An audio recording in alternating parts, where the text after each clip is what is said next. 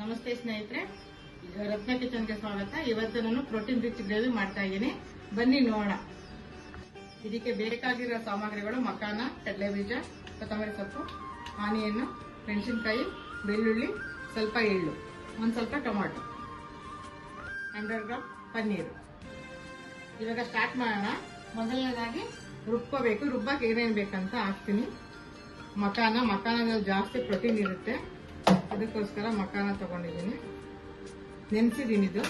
ಮತ್ತೆ ಕಡಲೆಬೀಜ, ಹುರಿದಿರೋ ಕಡಲೆಬೀಜ ಇದೆ, ಒಂದು ಮುಷ್ಟಿ ಇದೆ. ಇದರಲ್ಲೂ ಪ್ರೋಟೀನ್ ಇದೆ, ಜಾಸ್ತಿ ಪ್ರೋಟೀನ್ ಇದೆ. ಮತ್ತೆ ಖಾರಕ್ಕೆ ತಕ್ಕಷ್ಟು ಮೆಣಸಿನಕಾಯಿ, ಸ್ವಲ್ಪ ಕೊತ್ತಂಬರಿ ಸೊಪ್ಪು, ಒಂದು ಸ್ವಲ್ಪ ಆನಿಯನ್ನು, ಸ್ವಲ್ಪ ಟೊಮೆಟೊ. ಈಗ ಇದನ್ನು ರುಬ್ಕೊಳ್ತೀನಿ.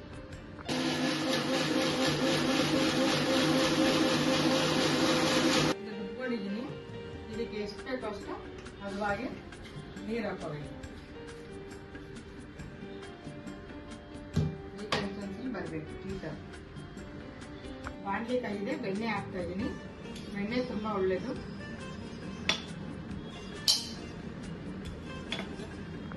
ಸ್ವಲ್ಪ ಜೀರಿಗೆ, ಬೆಣ್ಣೆ ಹಾಕಿರೋದು ಕಾದಿದೆ. ಇವಾಗ ಬೆಳ್ಳುಳ್ಳಿ ಹಾಕ್ತಾ ಇದ್ದೀನಿ.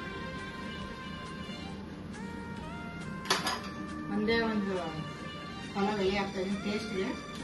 ಆನಿಯನ್ ಈಗ ಕಂದು ಬಂದಿದೆ, ಅದಕ್ಕೆ ಶುಂಠಿ ಬೆಳ್ಳುಳ್ಳಿ ಪೇಸ್ಟ್ ಹಾಕ್ತಾ ಇದ್ದೀನಿ, ಹಸಿ ವಾಸನೆ ಹೋಗ್ಲಿ ಅಂತ. ಆಗವರೆಗೂ ಹುರ್ಕೋಬೇಕು.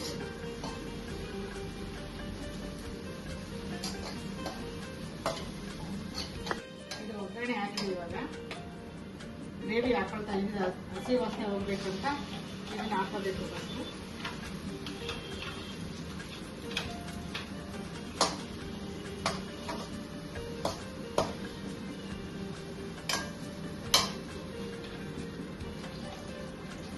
ಸ್ವಲ್ಪ ನೀರು ಹಾಕೊಂಡಿದ್ದೀನಿ ಗ್ರೇವಿ ಮಿಕ್ಸರ್ಗೆ.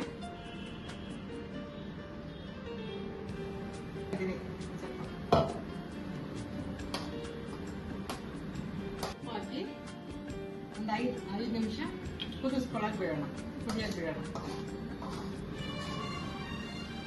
ಈಗ ಗ್ರೇವಿ ಕುದೀತಾ ಇದೆ. ಈಗ ಪನ್ನೀರ್ ಹಾಕೊಳ್ತಾ ಇದ್ದೀನಿ.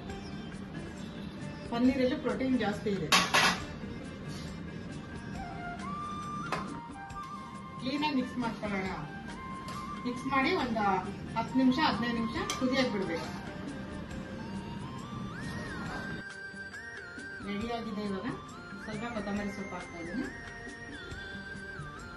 ಸ್ವಲ್ಪ ಎಳ್ಳು, ಬಿಳಿ ಎಳ್ಳು.